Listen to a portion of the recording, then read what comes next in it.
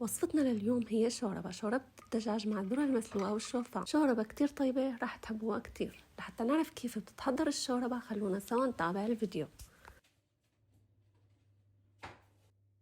طنجرة على النار رح نحط قطعة زبدة، ما في زبدة بنستخدم سمنة. بصلة حجم وسط مفرومة ناعم رح نقلبها مع الزبدة لتدبل شوي. صدر دجاج مقطع مكعبات صغيرة رح نحط له رشة هيل، نص معلقة صغيرة زنجبيل، نص معلقة صغيرة فلفل أسود، ونقلبهم لحد ما يتغير معنا الدجاج ويصير لونه أبيض.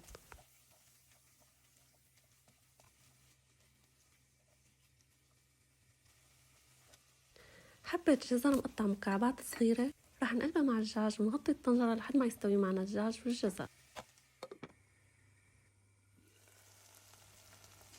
رح نحط ذرة صفرة مسلوقة، الذرة طبعا ما بتاخد وقت لأنها مستوية خالصة، ونقلبها مع الدجاج والجزر. معلقتين كبار شوفان ورح نقلبهم مع الجزر والدجاج والذرة. ورح نستخدم معلقة كبيرة طحين، للي ما بحب يحط طحين فيه يستخدم 3 معالق شوفان، واللي متوفر عنده شوفان بحط معلقة طحين واحدة بس وبيستغني عن الشوفان. الطحين مع الشوربة بيعطي نكهة كتير طيبة وبيساعد انه يتقل معنا قوام الشوربة. حطينا مي فوق الدجاج والخضرة، ويفضل تكون المي مغلية، ورح نحركها مع الشوفان والطحين.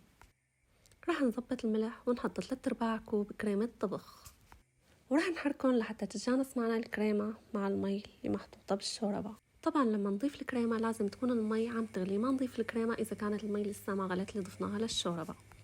أنا ضفت للشوربة بودرة خضار ماجي، فيكن تحطوه فيكن تستغنوا عنه، بس رح تعطينا نكهة طيبة. بعد ما تركنا الشوربة تغلي حوالي 10 دقايق وتماسك معنا القوام رح نضيف بقدونس مفروم. رح نغلي البقدونس مع الشوربة غلوة واحدة، وهيك بتكون جاهزة شوربتنا لليوم. بتمنى تكون عجبتكم وصفتنا.